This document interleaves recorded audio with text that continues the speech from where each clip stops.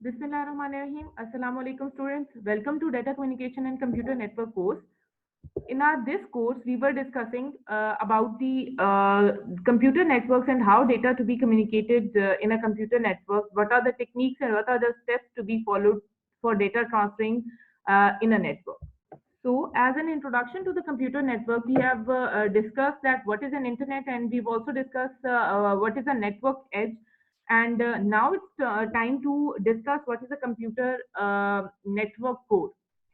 As the name indicate कि computer network core क्या होगा, कि कोर ऑफ द नेटवर्क क्या है।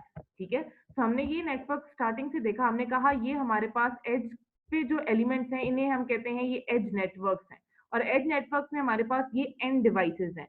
एंड डिवाइसेस को कनेक्ट कौन कौन करता है? एक्सेस नेटवर्क करता है। तो ये हमने कहा ये हमारा एक्सेस नेटवर्क है, राइट।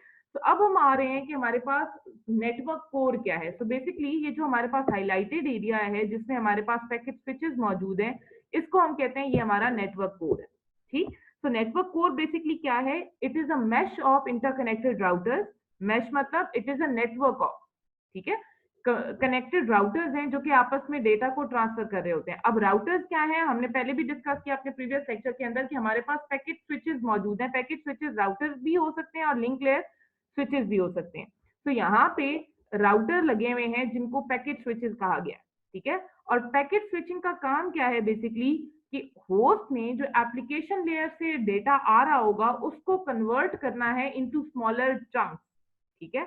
जब हम एप्लीकेशन लेयर पे डेटा जनरेट कर रहे होते हैं, लेट्स सपोज हम ईमेल जनरेट कर रहे हैं, that is an application layer information. अब वो जो ईमेल है, जब वो डेटा जब वो नेटवर्क पे ट्रांसफर हो रही होगी, सो वो as it is one package या वन पैकेट की फॉर्म में नहीं जा रही होती। वो जो हमारे पास ईमेल है या जो हमारा डेटा है वो एक फिक्स साइज पैकेट के अंदर डिवाइड होता है ताकि वो इजीली नेटवर्क के ऊपर ट्रेवल कर सके। अब ये पैकेट साइज कैसे डिफाइन होता है? या तो एप्लीकेशन जो हम यूज कर रहे होते हैं वो डिफाइन करती है कि पैकेट का साइज क्या होगा।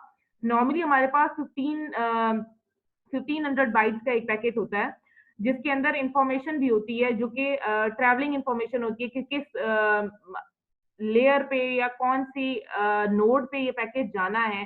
तो कुछ हमारे पास हेडर इंफॉर्मेशन होती है जो कि इस पैकेट का पार्ट होती है, लेकिन नॉर्मली हमारे पास जो पैकेट साइज है दैट इज 1500 बाइट, राइट। तो हम करते क्या है कि एक यहाँ पे लेट्स सपोज हम कहते हैं हमारे पास 3000 बाइट का एक डेटा है, ठीक है। अब वो 3000 बाइट का डेटा बजाय इसके कि वो एज वन पैकेट जाए, इसको कन्वर्ट कर दिया जाता है दो पैकेट्स के अंदर, ठीक है। 1500 इक्वल लेट्स सपोज, तो हम कहते हैं इसको कन्वर्ट कर दिया गया है दो पैकेट्स के अंदर जो कि 1500 ईच होगा, ठीक है। तो ये हमारे पास पैकेट को हमने स्मॉलर चंक में डिवाइड कर लिया, ठीक है। So breaking of the application layer message into packets, अब ये कहलाएगा हमारे पास पैकेट, ठीक है। ये जो smaller chunk of the data है इसको हम कहते हैं पैकेट। अब ये पैकेट जब हम राउटर के थ्रू, बेसिकली राउटर का काम क्या होता है कि ये जो इंफॉर्मेशन है इसको फॉरवर्ड करना है, इस पैकेट को फॉरवर्ड करना from one router to another, फिर और तब तक फॉरवर्ड करता जाता है जब तक इसका डेस्टिनेशन राउटर नहीं पहुंच जाता, ठीक है। तो पैकेट स्विचिंग का काम क्या है? Forward packet from one router to the next across the link path on its way from source to destination, ठीक है। ये सोर्स से लेट्स सपोज हम कह रहे हैं कि इस ये सोर्स है और ये डेस्टिनेशन है, ठीक है। तो हमारे पास जो पैकेट स्विचिंग है उसका काम क्या है कि इस सोर्स का डेटा इस डेस्टिनेशन तक पहुंचाना है using this network core, right. अच्छा, अब जो हमारे पास पैकेट ट्रांसफर हो रहे होते हैं वो फुल लिंक कैपेसिटी पे ट्रांसफर हो रहे होते हैं। हमने लास्ट टाइम लेक्चर में बात की थी कि बैंडविड्थ क्या है। Basically bandwidth is link capacity to transfer number of bits per second, ठीक है। तो हमारे पास जो पैकेट है वो फुल लिंक कैपेसिटी पे ट्रांसफर हो रहा होता है। अच्छा, अब हमने जो बात की है कि हमारे पास जो डेटा हम सेंड कर रहे हैं वो डिवाइड होता है इनटू स्मॉलर चंक्स, ठीक है। अब वो किस तरह से डिवाइड होता है और किस तरह से वो ट्रांसलेट होता है ये देखते हैं। सबसे पहले होस्ट का काम क्या है कि उसने जो भी एप्लीकेशन मैसेज है उसको स्मॉलर चंक्स के अंदर डिवाइड करना है, ठीक है। और उन स्मॉलर चंक्स को हम कह रहे हैं ये पैकेट्स हैं। तो ये हमारे पास लेट्स सपोज नंबर 1 पैकेट है और ये हमारे पास नंबर 2 पैकेट है। हमने यहाँ पे सपोजिटली एक वेरिएबल लिया हुआ है, हमने कहा लेट्स सपोज हमारे पास हर पैकेट एल बिट्स का है, ठीक है। अब क्या होगा कि जो आपने पैकेट ट्रांसफर करना है, जाहिर सी बात है उसे आप किसी ना किसी लिंक पे ट्रांसफर कर रहे होंगे और उस लिंक की कोई ना कोई कैपेसिटी होगी, ठीक है। It could be 1 MB, it could be 4 MB, it could be 8 MB, तो कुछ ना कुछ इसकी कैपेसिटी होती है कि कितना डाटा वो उस पर ट्रांसफर हो सकता है। तो लेट्स सपोज हम यहाँ पे सपोज करते हैं कि जो ट्रांसमिशन रेट है वो आर है। तो हमारे पास कितना टाइम लगेगा जो हमारा एक पैकेट है उसको इस होस्ट से इस लिंक पे ट्रांसफर होने में, ये हमारे पास कहलाता है ट्रांसमिशन डिले, ठीक है। तो अगर हम ट्रांसमिशन डिले कैलकुलेट करना चाहें पैकेट का, तो किस तरह से कैलकुलेट करेंगे हम कि time needed to transmit L bits packet into the link, ठीक है, कि कितना हमारे पास हमें टाइम रिक्वायर्ड है कि हम इस एक पैकेट को इस लिंक पे ट्रांसफर कर सकें। अब वो प्रोपगेशन डिले है जो यहां से इसे यहां तक पहुंचाएगा, लेकिन फिलहाल हम ट्रांसमिशन डिले की बात करें तो ट्रांसमिशन डिले क्या है कि ये पैकेट यहां से सोर्स से ओरिजिनेट या जनरेट होके इस लिंक पे आ जाए, ठीक है। तो यहां तक आने का जो डिले है उसे हम कहते हैं ये हमारा ट्रांसमिशन डिले है। और ट्रांसमिशन डिले कैसे करते कैलकुलेट करते हैं, L bits divided by R which is the capacity of the link, right. अच्छा, अब हमारे पास जब हम पैकेट को ट्रांसफर कर रहे होते हैं तो हमारे पास जो अप्रोचेज हैं वो दो फॉलो हो सकती हैं। एक हमारे पास होती है सर्किट स्विचिंग और एक होती है हमारे पास पैकेट स्विचिंग, ठीक है। अब ये दोनों हम डिटेल में जरा बाद में डिस्कस करते हैं। इन ब्रीफ अगर हम डिस्कस करें तो पैकेट स्विचिंग और जो सर्किट स्विचिंग है उनमें मेन डिफरेंस क्या है। सर्किट स्विचिंग में हम ऑलरेडी रिसोर्सेज को रिजर्व कर लेते हैं, ठीक है, और पैकेट स्विचिंग में रिजर्व रिसोर्सेज नहीं होते। इसकी एनालॉजी हम ऐसे लेते हैं, एग्जांपल लेते हैं कि लेट्स सपोज आप एक रेस्टोरेंट विजिट कर रहे हैं। तो हम अगर दोनों अप्रोचेस को फॉलो करें तो एक अप्रोच क्या हो सकती है कि आप बिफोर लीविंग हाउस आप रिजर्वेशन कर लो, ठीक है, कि हम जाएंगे और वहां पे एक टेबल ऑलरेडी बुक्ड होगा जिसपे आपने बैठ के जो भी सर्विसेज लेनी है वो लेंगे आप, ठीक है। दूसरी अप्रोच क्या हो सकती है कि बिफोर लीविंग हाउस आप कोई भी प्रायर रिजर्वेशन नहीं करते, बल्कि वहां जाके आप जो भी टेबल खाली होगा आप उसको एक्वायर करेंगे और अपना जो भी सर्विसेज आपको चाहिए होंगी आप उससे जो रेस्टोरेंट है उससे लेंगे, ठीक है। ये दो अप्रोचेज हो सकती हैं।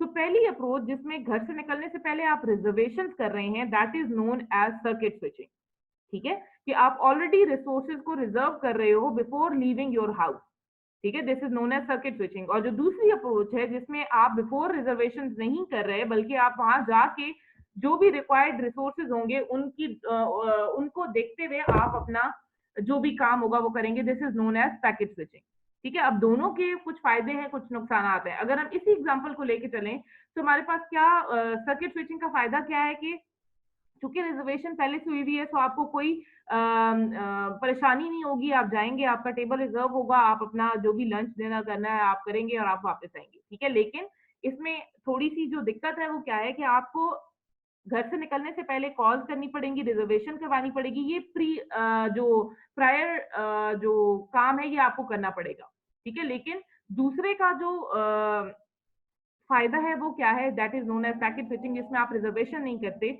उसका फायदा क्या है कि आपको घर से निकलने से पहले कोई रिजर्वेशन नहीं करनी, जो पहले का काम है वो कुछ नहीं है, लेकिन वहां जाके आपको देखना पड़ेगा कि कोई टेबल खाली है कि नहीं। अगर खाली ना हुआ तो आपको वेट करना पड़ेगा, अगर वेट करते हुए आपको टेबल खाली मिलता है तो आप रेस्टोरेंट में जो भी लंच डिनर है वो कर सकते हैं, अदरवाइज आप नहीं कर सकते, ठीक है। तो दोनों के कुछ फायदे हैं कुछ नुकसान हैं, डिपेंडिंग ऑन हमारी रिक्वायरमेंट हम देखते हैं कि कौन सी जो टेक्निक है that is fruitful for us, ठीक है। नॉर्मली जो हमारे पास टेलीफोन नेटवर्क्स हैं that acquire the approach of circuit switching, और जो हमारे पास इंटरनेट एप्लीकेशंस है वो हमारी पैकेट स्विचिंग को यूज करती है। सो पैकेट स्विचिंग में एक टेक्निक है that is known as store and forward. अब स्टोर एंड फॉरवर्ड क्या है बेसिकली कि आपके पास जितनी भी यहाँ पे आपने पैकेट्स को डिवाइड किया, ठीक है, लेट सपोज आपके पास यहाँ पे 4500 बाइट्स का डेटा था, तो आपके पास यहाँ पे 15 के तीन पैकेट्स बन गए, ठीक है, 1500 बाइट्स के तीन पैकेट बन गए। अब ये पैकेट यहाँ से ट्रांसफर होंगे इस लिंक पे, और इस लिंक पर ट्रांसफर होने के लिए उन्हें कितना टाइम चाहिए, जो ट्रांसमिशन डिले है दैट इज L/R, जो कि हमने प्रीवियस स्लाइड में डिस्कस किया कि किस तरह से कैलकुलेट होता है।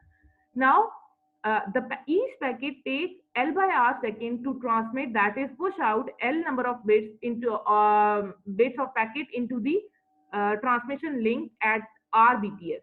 This is transmission rate. ठीक है, L is number of bits and R is the transmission rate or link capacity. अब हम स्टोर एंड फॉरवर्ड अप्रोच को देखते हैं कि स्टोर एंड फॉरवर्ड क्या है। तो हमारे पास तब तक ये राउटर जो हमारा है ये फॉरवर्ड नहीं करेगा डेटा को जब तक ये पूरा पैकेट यहाँ पे नहीं पहुंच जाता। ठीक है, सबसे पहले हमारे पास पैकेट 1 आएगा, उसके बाद पैकेट 2 आएगा, फिर पैकेट 3 आएगा और फिर हमारा राउटर जो है वो इसको फॉरवर्ड करना स्टार्ट करेगा। तो basically store and forward approach क्या है कि एंटायर जो आपका पैकेट है वो राउटर पे आ जाए, उसके बाद आप उसकी ट्रांसमिशन स्टार्ट करेंगे। ठीक है, अच्छा, end to end delay is equal to 2L by R। अब यहाँ पे अज्यूम किया जा रहा है कि प्रोपगेशन डिले 0 है। प्रोपगेशन डिले क्या है बेसिकली कि यहाँ पे लिंक पे पैकेट तो आपने ट्रांसफर कर दिया, अब उसको यहाँ से सोर्स से यहाँ राउटर तक पहुंचने पे भी तो कुछ ना कुछ डिले होगा ना, तो वो प्रोपगेशन डिले कहलाता है। लेकिन हम यहाँ पे कंसिडर करें कि प्रोपगेशन डिले कोई नहीं है, तो हमारे पास एक एंड से दूसरे एंड पे, लेट्स सपोज हम कह रहे हैं ये A है एंड दिस इज B, तो A से B पे जाने के लिए हमारे पास जो डिले कैलकुलेट होगा वो क्या होगा, एक तो इसका L by R होगा, ठीक है, और दूसरा हमारे पास होगा दोबारा से L by R। ठीक, तो टोटल जो हमारा डिले है वो क्या होगा, L by R plus L by R, that is 2 times L by R, right? So this is how we calculate end to end delay। अगर हमारे पास ये दो ही हॉप मौजूद है, हॉप का मतलब है यहाँ से लेकर यहाँ तक एक हॉप है और ये दूसरा हॉप है, ठीक है, तो मिनिमम आपको दो, तो अगर राउटर के साथ कनेक्ट है तो 2 हॉप तो आएंगे ही आएंगे। अब जो हमारे पास 1 हॉप न्यूमेरिकल कंप्यूटेशन है वो कैसे की जाएगी, हमारे पास गिवन है L, that is number of bits that a packet contains is 7.5 MB और जो हमारे पास है R वो है 1.5 है। अब अगर मैं कैलकुलेट करूं 1 हॉप ट्रांसमिशन डिले, ठीक है, तो मेरे पास कैसे कैलकुलेट होगा, 5 सेकेंड, बेसिकली मेरे पास फॉर्मूला है L by R, right? So L is 7.5 and R is 1.5। okay, let's do one thing कि हम वैल्यूज पुट करके जरा ऊपर देखते हैं। तो 7.5 डिवाइडेड बाय 1.5, ये है MB और ये है MB पर सेकेंड, राइट? तो हमारे पास 1.5 जब इधर क्रॉस होगा तो यहाँ पे आ जाएगा 5, ठीक है, M से क्रॉस हो गया, B से क्रॉस हो गया और हमारे पास क्या बचा, पर सेकेंड। सो 5 डिवाइडेड बाय पर सेकेंड, जब हम इसको सॉल्व करेंगे तो हमारे पास ट्रांसमिशन डिले बचेगा 5 सेकेंड, ठीक है। So this is how we calculate transmission delay of 1 hop. ठीक, अच्छा, अब हमारे पास जो बाकी डिलेज हैं उनमें हमारे पास आते हैं क्यूइंग डिले और पैकेट लॉस। ठीक है, अब क्या है जो क्यूइंग डिले है वो क्या होता है और पैकेट लॉस क्या होता है, ये हमें समझने की जरूरत है। लेट्स सपोज हम कह रहे हैं कि हमारे पास यहाँ पे एक डिवाइस है जिसने पैकेट को फॉरवर्ड करना है, ठीक है।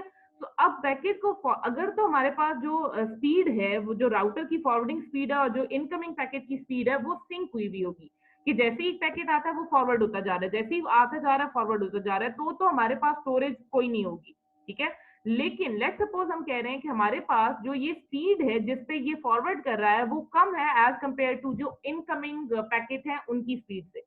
जो डेटा आ रहा है वो ज्यादा है और जो ट्रांसमिट हो रहा है वो कम है, तो उसके नतीजे में क्या होगा कि हमारे पास पैकेट क्यू होना शुरू हो जाएंगे, उनकी क्यू बनना शुरू हो जाएगी, ठीक है।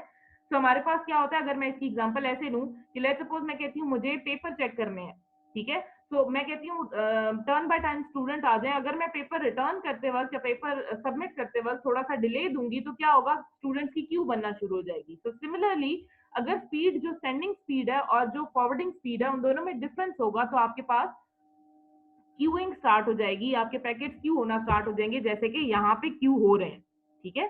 तो if the arrival rate that is incoming packets to the link exceed the transmission rate of the link for a period of time, then queuing of the packets will happen. ठीक है, तो हमारे पास पैकेट क्यू होना शुरू हो जाएंगे. Packet will queue wait to be transmitted on the link. Queueing का क्या मतलब है कि यहाँ पे क्यू में वो वेट कर रहे होंगे कि यहाँ पे ट्रांसमिशन की बारी आए उनकी. लेकिन अब यहाँ पे प्रॉब्लम ये है कि क्यूइंग क्योंकि एक स्पेसिफिक डिवाइस की है तो हम इसे इनफाइनाइट नहीं बना सकते, तो उसका कुछ ना कुछ साइज होगा. तो लेट्स सपोज कि हमारे पास डिले ज्यादा है, तो पैकेट जब क्यू होना स्टार्ट हो जाएंगे तो उनकी भी एक लिमिट है. तो क्या होगा, अल्टीमेटली इस क्यू से पैकेट ड्रॉप होना शुरू हो जाएंगे. दिस कुड बी कि जो एंड वाला पैकेट आ रहा है वो ड्रॉप होना शुरू हो जाए, या जो फ्रंट वाला पैकेट है वो भी ड्रॉप होना स्टार्ट हो सकता है. तो जब भी कोई पैकेट ड्रॉप होगा इसे हम कहते हैं ये हमारा पैकेट लॉस है. ठीक है, तो अगर आपकी क्यू की मेमोरी फुल हो जाएगी तो आपका पैकेट लॉस होगा. Okay, now let's come toward the network core functions. हमने कहा नेटवर्क कोर हमारा राउटर से मिलके बना हुआ है. तो राउटर के दो या जो पैकेट स्विचेस हैं उनके दो मेन फंक्शंस है. Number 1 is known as routing and the number 2 is known as forwarding. Routing basically क्या है कि आपका जो नेटवर्क होता है उसमें जो डिवाइसेस हैं उन पे कुछ एल्गोरिदम्स रन हो रहे होते हैं. उन एल्गोरिदम्स को हम कहते हैं राउटिंग एल्गोरिदम. ठीक, अब वो राउटिंग एल्गोरिदम बेसिकली क्या करते हैं कि हमें बताते हैं कि जो आपने पैकेट या जो आपने इंफॉर्मेशन एक नोड से दूसरी नोड पे भेजना है उसके लिए शॉर्टेस्ट पाथ कौन सा है. ठीक, लेट्स सपोज कि हमें इधर से इंफॉर्मेशन भेजनी है यहाँ पे, तो हमें पता ये लगना चाहिए कि इनमें से शॉर्टेस्ट पाथ कौन सा है, कि मैं यहाँ से फॉलो करूं या मैं ये वाला पाथ फॉलो करूं या मैं ये वाला पाथ फॉलो करूं. तो ये कौन बताता है कि कौन सा पाथ फॉलो करना है, ये हमें बताता है हमारा राउटिंग एल्गोरिदम. ठीक है, और राउटिंग एल्गोरिदम की वजह से हमारे पास जो लोकल फॉरवर्डिंग टेबल है वो बनता है. ठीक है, तो यहाँ पे क्या लिखा हुआ है कि अगर आपके पास हेडर वैल्यू ये होगी तो उसे आपने लिंक 3 पे फॉरवर्ड करना है. अगर हेडर वैल्यू 0101 होगी तो आपके पास लिंक 2 पे फॉरवर्ड करना है. अगर आपने 011 वैल्यू आ जाती है तो उसे भी लिंक 2 पे फॉरवर्ड करना है. और अगर आपके पास 1001 आती है तो उसे आपने लिंक 1 पे फॉरवर्ड करना है. ठीक है, तो बेसिकली ये क्या है हमारे पास, ये हमारे पास डेस्टिनेशन का एड्रेस है. ठीक है, तो ये राउटर के पास पूरी इंफॉर्मेशन होती है कि कौन सी जो डेस्टिनेशन है उस पे अगर कोई भी किसी डेस्टिनेशन के लिए आता है हमारे पास कोई पैकेट, तो उसे कौन से लिंक पे फॉरवर्ड करना है. हमारे पास राउटर के इनकमिंग पोर्ट्स भी होती हैं और आउटगोइंग पोर्ट्स भी होती हैं. तो यहाँ पे हमारे पास ये राउटर की इनकमिंग पोर्ट है और ये बाकी 3, 2, 1 ये आउटगोइंग पोर्ट्स हैं.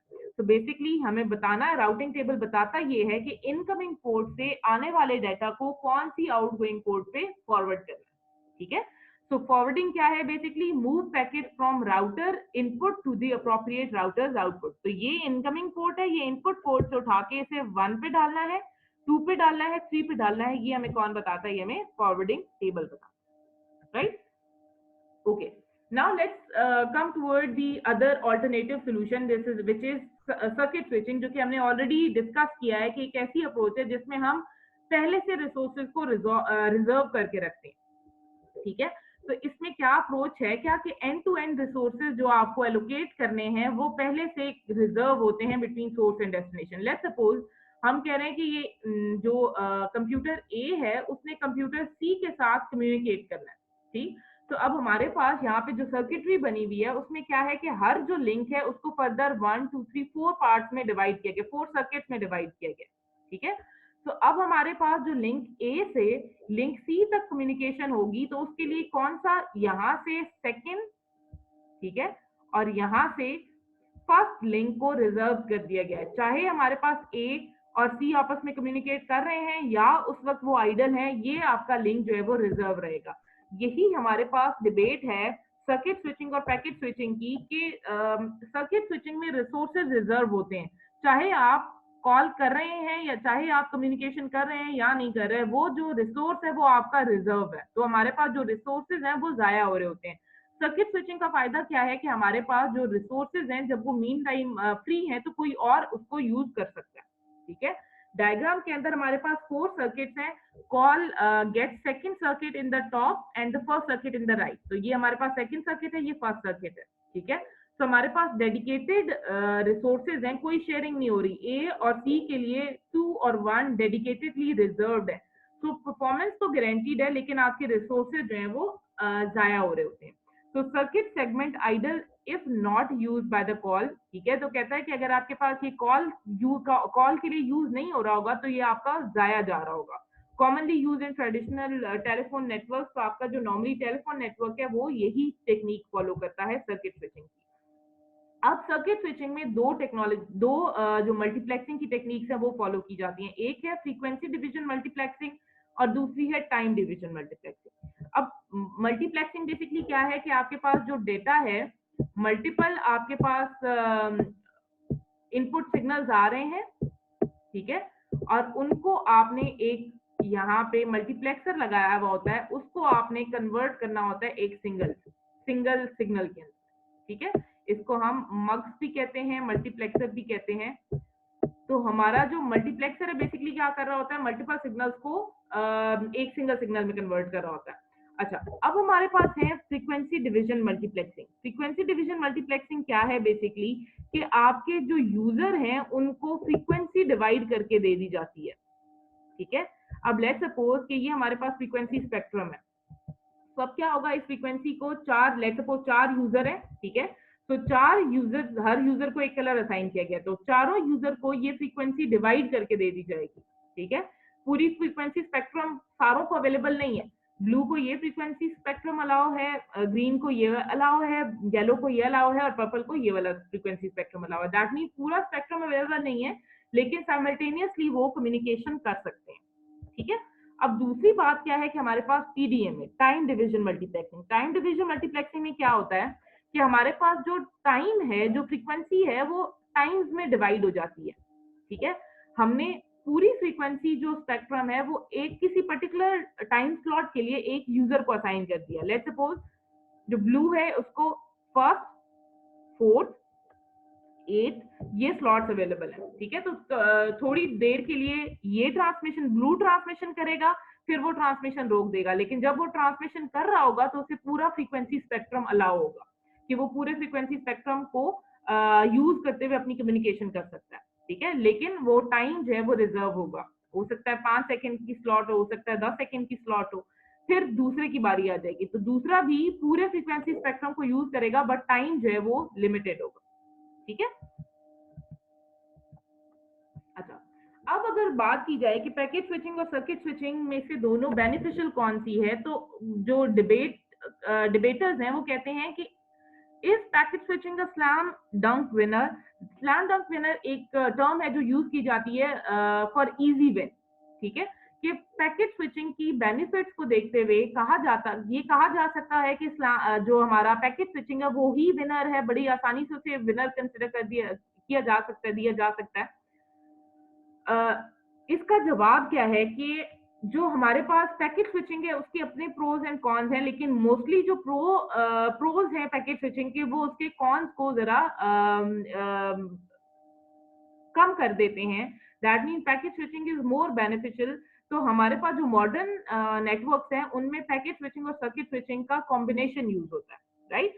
तो जो पैकेट स्विचिंग है उसका बेनिफिट क्या है कि एक तो बर्स्टी डेटा के लिए वेरी यूजफुल, ठीक है, कि आपने अगर बल्क में डेटा सेंड करना है तो आप पैकेट स्विचिंग को यूज कर सकते हैं।